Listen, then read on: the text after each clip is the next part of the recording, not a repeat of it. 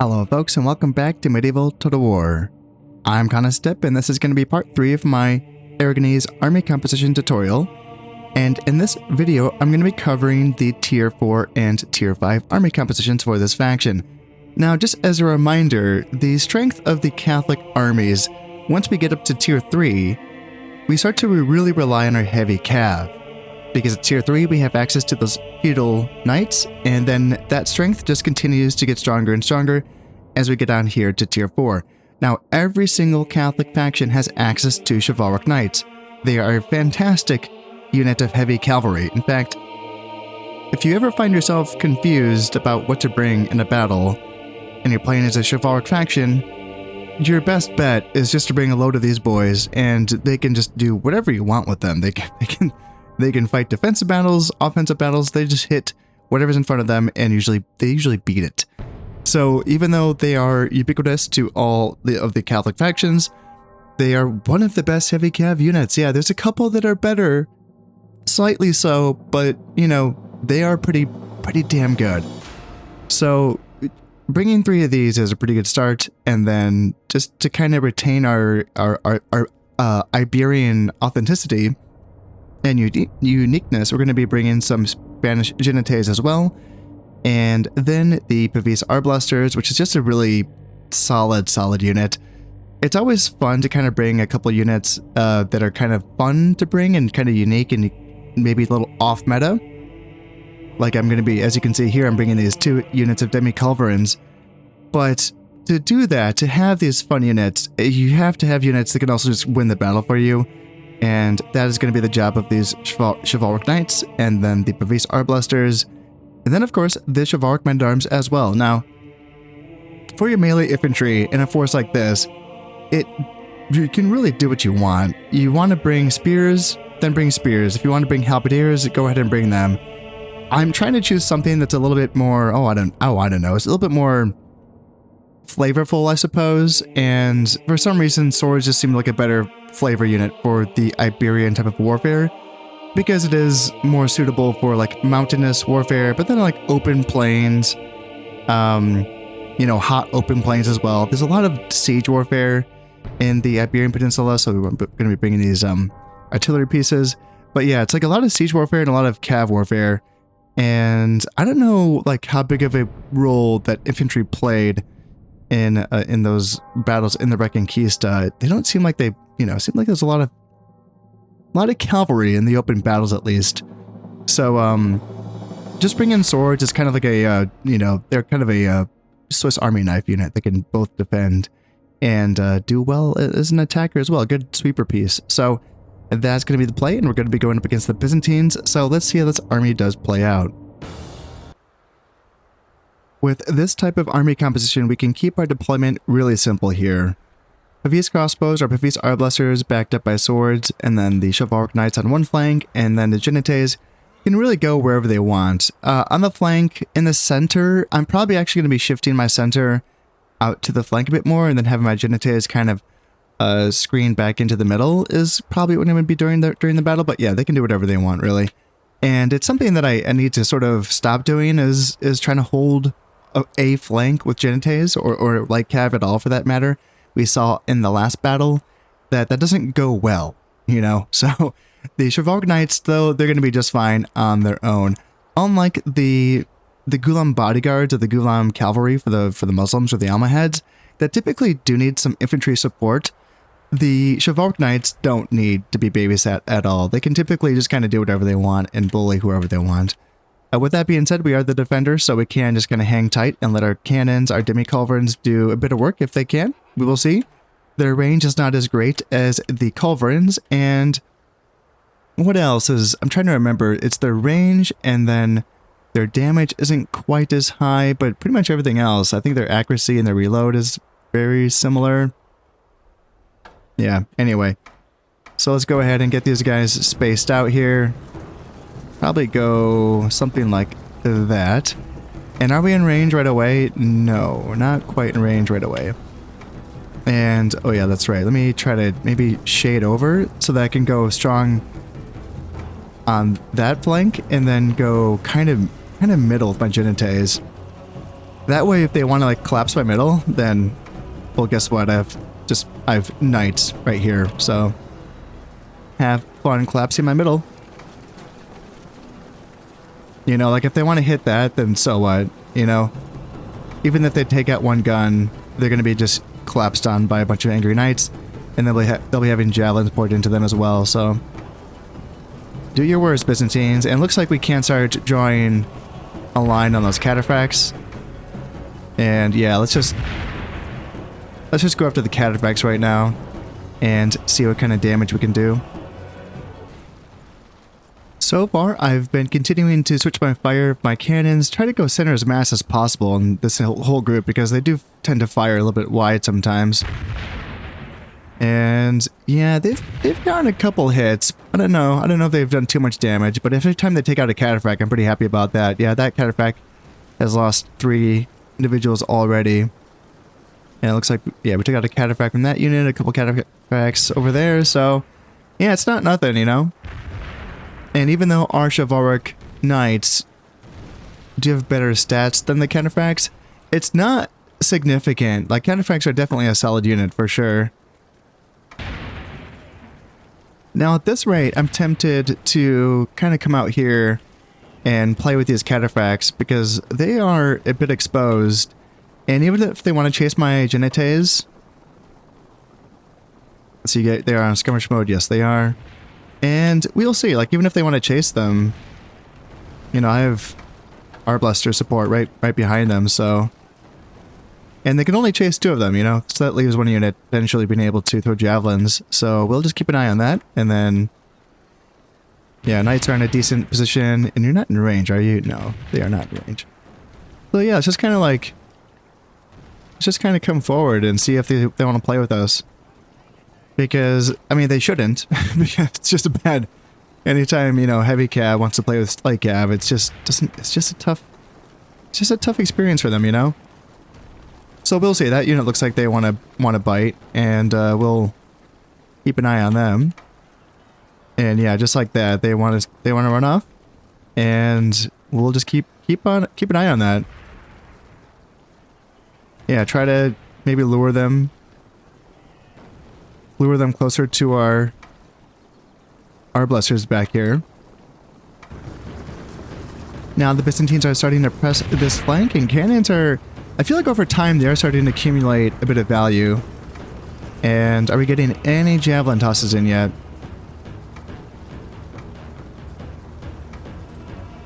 None so far.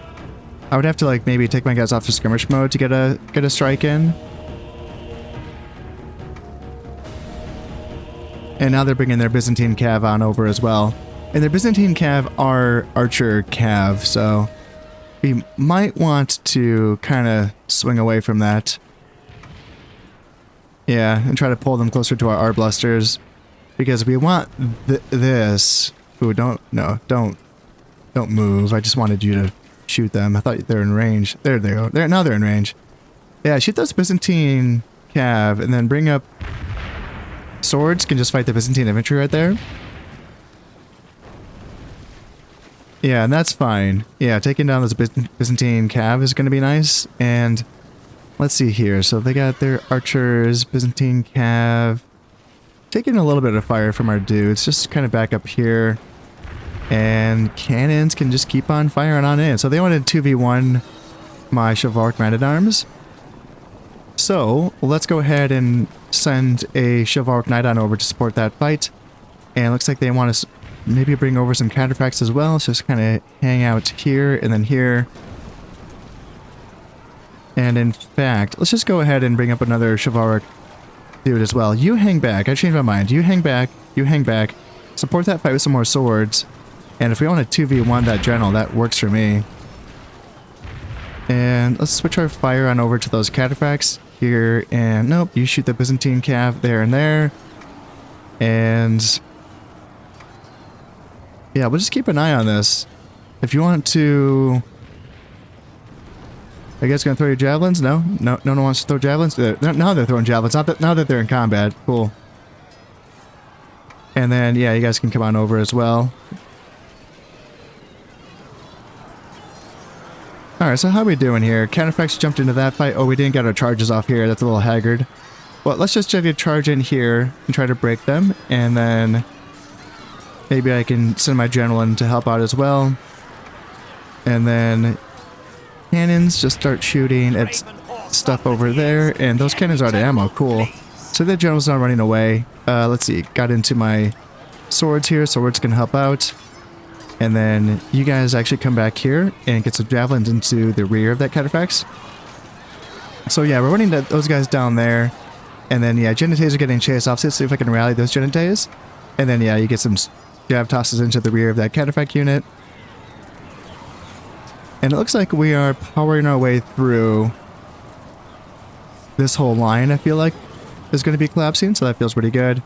And then, yeah, those guys came back. We're getting jab tosses into them. Perfect. Nice. Yeah, that feels good. And then these guys are just going to be chasing after those Genites. So you go ahead and run them down. And then you come over here to assist against those Cataphracts as well. And yeah, it's a pretty solid break. I think my cannons are out of ammo. So, yeah, sweet. So they just fired the entire time. That's awesome.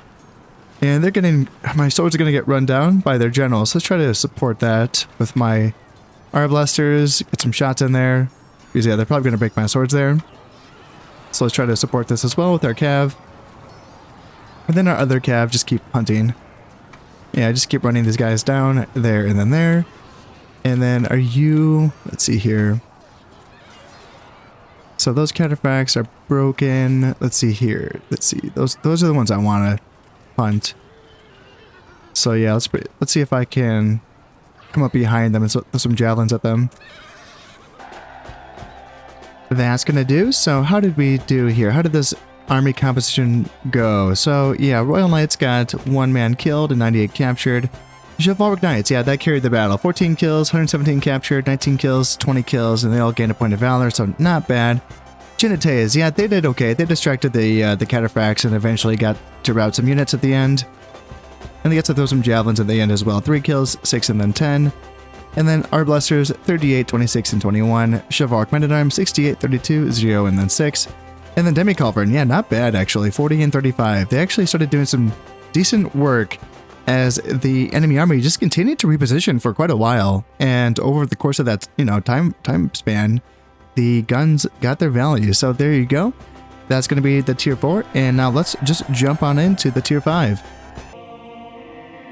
As we move on to tier 5, it's really more of the same when it just comes to the heavy cavalry dominance. Now, weirdly, I might say, the Iberian factions just happen to have the best heavy cav units in the game. In these Lancers, they are insanely good. And I'm not quite sure what the historical reference is with these units. You would kind of think that the French would have the best heavy cav in the game, and so yeah, it's a little bit weird here. Also, the fact that they're Lancers, right? So they're not classified as knights, and you might wonder what exactly that means when it comes to differentiating between the two classes. Well, they serve the same function, sure, but heavy cav is typically associated with Orthodox factions and Muslim factions, whereas the knights are exclusive to the Catholic factions. Now, the difference being that typically the knights have more armor, and they typically have a little bit better stats than the heavy cav units.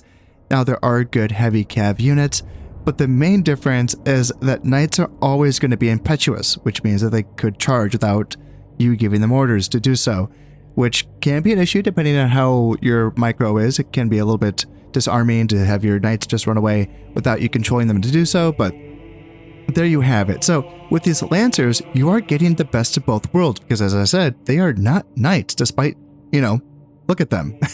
They look like knights. So again, I'm a bit lost here what the historical, what is this unit really supposed to be referring to?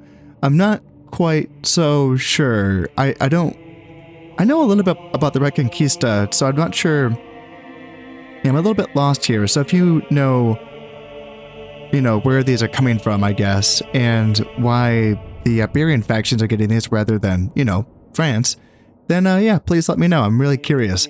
But for the rest of this army, again, we're going to be going pretty meta with the Beefy's Arblasters. And then I'm going to be bringing the Chivalric Foot Knights for my infantry. And these guys are just meat grinders, and they're super fun to use, really. They're incredible, and really, they are a tier 4 unit, okay? Because they are chivalric knights dismounted, as you can imagine. Now, because they are originally a unit of cavalry, they're going to be a 40-man unit, so they're going to be 20-man less than a typical infantry unit. Like if you were to compare them to the halberdiers, which in a lot of ways, these two units function very similarly. They are both wielding polearms, and polearms do grant the user +3 to their attack and +1 to the defense when they're fighting against cavalry. That's a lot of extra attack. That's very good. And then in addition to that, they do have bonus versus armor as well. So they can be used as sort of a generalist unit against both heavily armored infantry and then as well as, you know, cavalry as well. So they both serve that function pretty well. And to not really knock the halberdiers too much, they are a solid unit, but it's kind of weird they are a tier 4.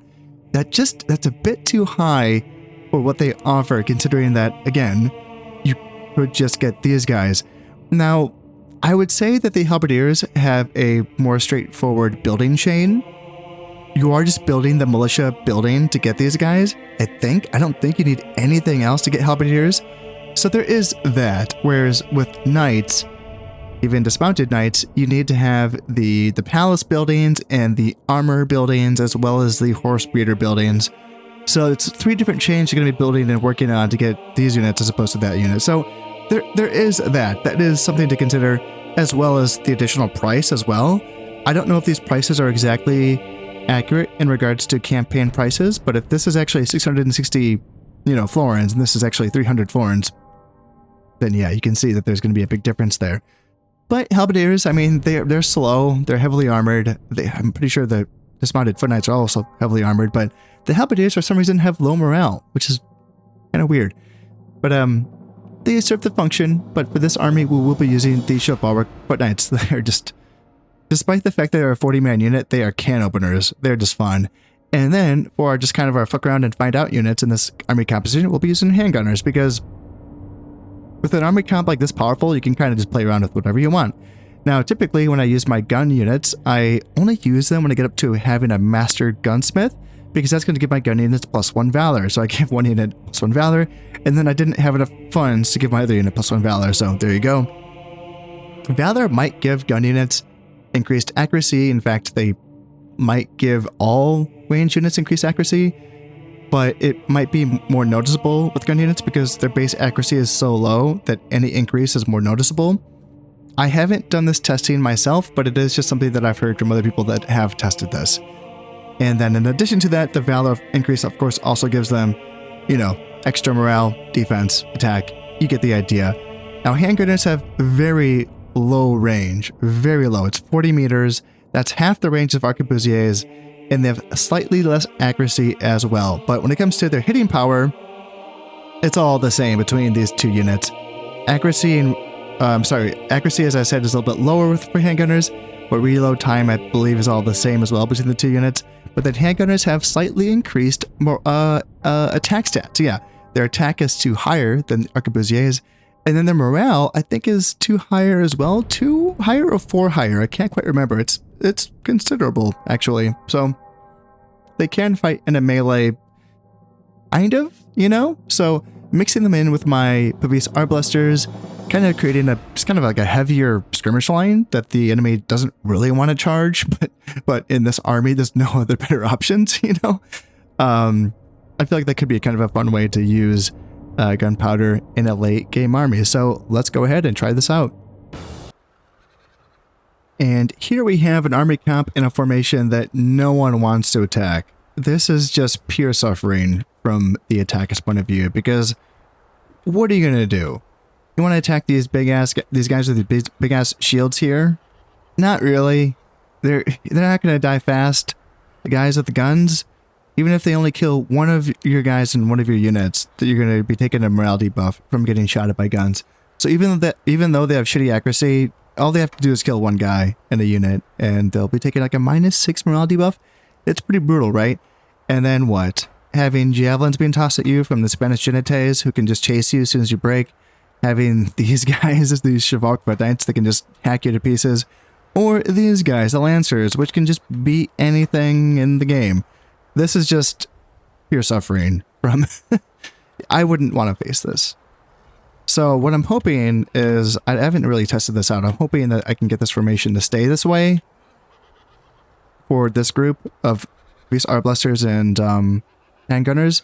I have put them in a staggered formation, like in every other formation. And let me do this. And does it work? No, it doesn't work. Shoot. Okay, let me experiment a bit with this. Aha, so I did find out how to make this formation work. So if I just select all of the previous crossbows first, before selecting the handgunners, and then use the group formation of 2. So it's going to be the assorted single line, yeah. Use that one, and then I can get the previous Arblasters and handgunners interspersed like so. So there we go. Awesome. Yeah, it can be a little bit haggard figuring these things out in game, so there we go. And all I had to do is press pause, and yeah, once you press pause, then you can just kind of test out all of the formations and see what works and see what does not work. So there we go. Alright, so this French army that I'm facing off against is no slouch. They got some heavy hitters themselves. So we'll see how they do. I gave them some Swiss pikemen, and I'll be honest, I don't know if I've ever fought Swiss pikemen before. I think they're pretty damn good. So, and I do have a lot of cav, so we'll see how we go here. Now I'm going to be bringing one of my Spanish Genites over to this side so that we can potentially get some javelin tosses into those gendarmes as they hit my formation. So we have begun our skirmish phase now. And where are there? So that's our Swiss pikemen right there. And their gendarmes are right there as well. Okay. And then yeah, but they have a strong cav push coming on in. So let's go ahead and get these guys up. And you guys go here. And then let's actually just bring in another one as well. And they can get their javelin tosses in there. And then let's try to get there with these guys. And there as well. And there's the break. And let's try to intercept these onto crossbows. And the chivalric sergeants can go into those guys. And then they got a break as well. So you guys go into here, and then you back away from the pikemen. Yeah, we don't need any of that smoke. Back away from the pikemen, there, and then there. Looks like we got a good break on their side over here, so that feels pretty good.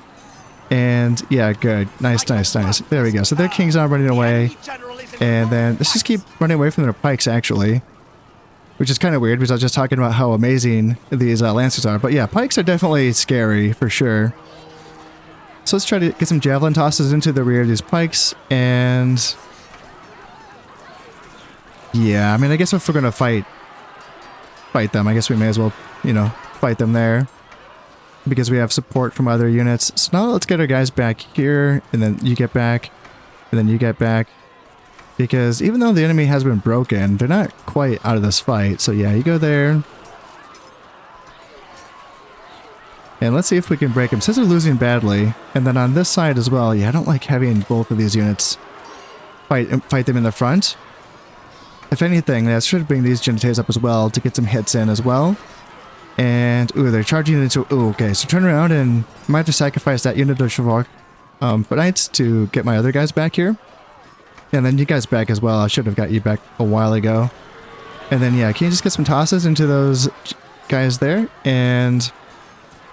are you guys still throwing javelins on in? And yeah, there's a charge and there's the break. Nice. Yeah, so just keep pulverizing them there. And then how's our front going? Another brave unit of pikemen coming on in. And our chivalric, yeah, our chivalric dudes are just like, you just see how they're just, anytime a cav unit runs into them, they just destroy them. And it looks like, except for that unit, yeah, that unit got a little bit surrounded. But yeah, pikes just keep running off. So let's try to get back here, and there we go. We broke them. Let's get our Genites running them down. And then on this side, it looks like we did break those pikes as well. So Genites run down those pikes. There we go. And then, yeah, Lancers get back. Lancers get back, and Lancers get back. So a few of those units definitely got chewed up. You know, that's the one fight that you don't really want your heavy cav to get involved in, but, you know, what happens sometimes. So, yeah, this ragged army is now continuing to try to run on in, and we're going to intercept here, and yeah, now he's running away because he just took a volley to the face. And yeah, they're going to be taking some shots right there, and Lancers just kind of waiting right now. Let's see, you can kind of come in and fight those handgunners, and let's see here, you hit those Arblast. Do we want to hit those Arblasters? I do want to hit those Arblasters, but right now, there's still a bit too much strength out here. So let's just go in here and fight this. And then, yeah, you get some javelin tosses in, and then you go here. And then you jump in as well. Yeah, you jump in as well. Let's send my general in just because this is kind of probably their last push. I say that. I see some gendarmes right there. So let's get this Genites over here, and then you come over here to intercept those gendarmes. And yeah, if they want to, you know, come on in. I mean, we have Arblasters and guns all hanging out, so yeah, we'll see what they want to do. Now, yep, we got a break here, and that's probably good. Yeah, that's probably their last decent push.